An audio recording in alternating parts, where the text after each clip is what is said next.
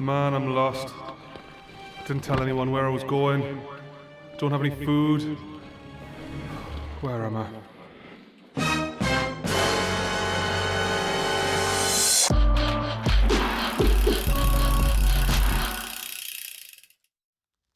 Today, I'm back at Chopwell Wood near Rowlands Gill and Gateshead, and I'm on the hunt for dirty, loamy tracks that you won't find on any map. I was here in July of 2020 riding some great off-piste trails, and today I want to see what else I can find.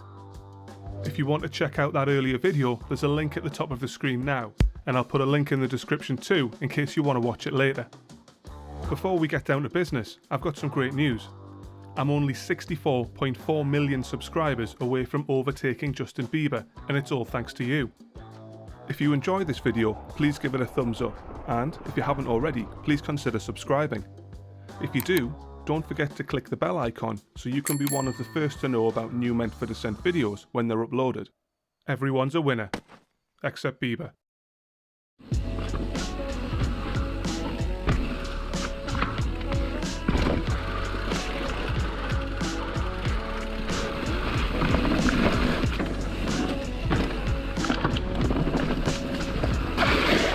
Definitely should have put some goggles on. Oh, what a beautiful hive! This area is known as the Sevens. Ahead, there's a steep rooty section which forks to form two trails. To the left is 7B and to the right is 7A. First of all, I'm going to take the left fork and ride 7B. Trails like this one aren't constructed in the same sense as surface trails that you might expect to find at a lot of UK trail centres, or like parts of the Powerline here at Chopwell Wood for example. Instead, they evolve through repetition, and it's that continued repetition that keeps a hold of these trails, preventing the woods from taking them back. No one has been here with an excavator digging ditches to help disperse rainwater, so when the rain does come, it has a profound effect on the condition of the trails. Couple that with the sheltered nature of the terrain and it's easy to understand why these trails take a long time to dry out.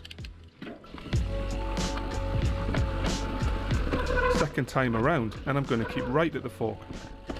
Doing that means that I have to take a higher off-camber line, which seems a little trickier to navigate than the shallow rut that carries you around to the left.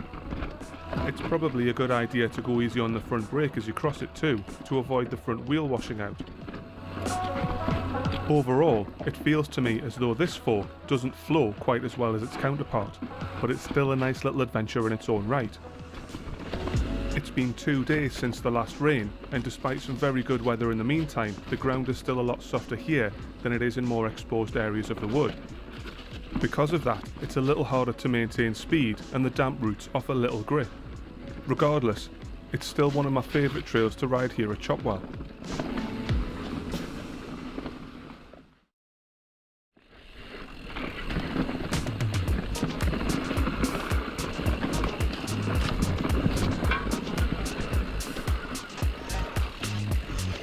This is a new and as yet unnamed addition to the myriad of unpublished trails that are scattered throughout Chopwell Wood.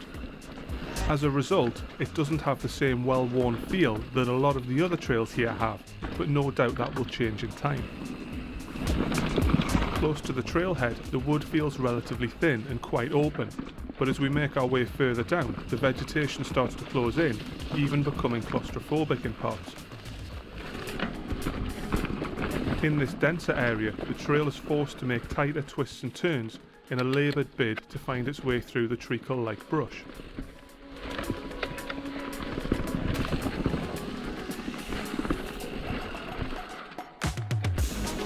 Toward the end, the trail does open out a little bit, but it's still best to stay on your toes, at least for the first couple of runs, because you really can't see that far ahead. Just as you're getting used to the snug line, the trees start to thin out again and you find yourself beside one of Chopwell's many footpaths.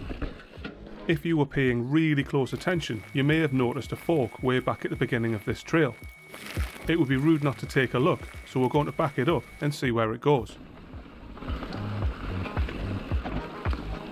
At the beginning, it appears to be a little overgrown and, disappointingly, uphill, but it's still passable. I don't want to be negative, so I press on, hopeful that the best is still to come. Reassuringly, after only a short distance, the trail opens out and starts to look quite promising. but then, like its neighbour, it closes in. Only this time it's almost impenetrable. I think this is probably what's called a thicket, although in this case you could argue that it's a very thicket. After battling through the undergrowth for possibly 9 or more minutes and suffering numerous cuts and scrapes, I bravely threw in the towel and reluctantly decided to call for air support.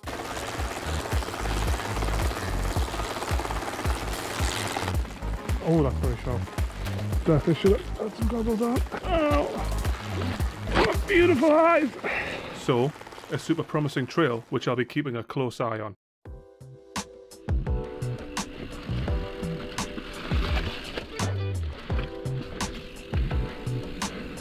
I rode an excellent trail here in the Middles during my last Chopwell video, but today I'm just passing through.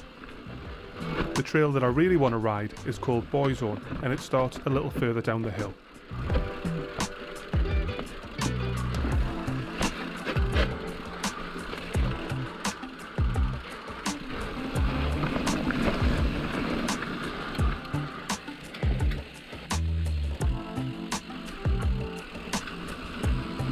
You can see straight away that the canopy in this part of the wood is really dense and there's not a lot of light pushing its way through. That means that this is almost certainly going to be the muddiest and slipperiest trail of the day, so a little care is probably in order. That said, between the roots the grip is actually pretty good, and where there are berms it's really good. Further down the trail, however, I know there's a rooty section which is bound to be a little less forgiving.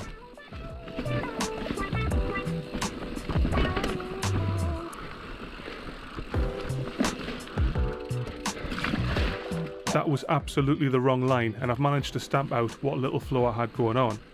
Not to worry though, every day is a school day and I know to try something different next time around.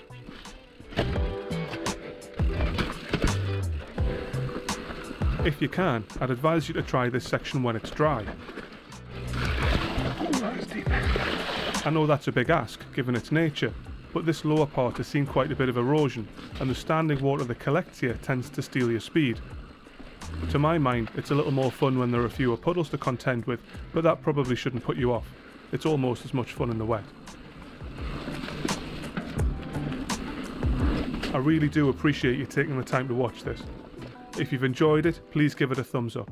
That's a big help because it lets YouTube know that people are watching and helps to get my videos in front of other like-minded souls. Also, if you haven't already, please consider subscribing. It's totally free, and if you also click the bell icon, it means that you'll be one of the first to know about new Meant for Descent videos when they're uploaded. Thanks for watching, and I hope to see you again.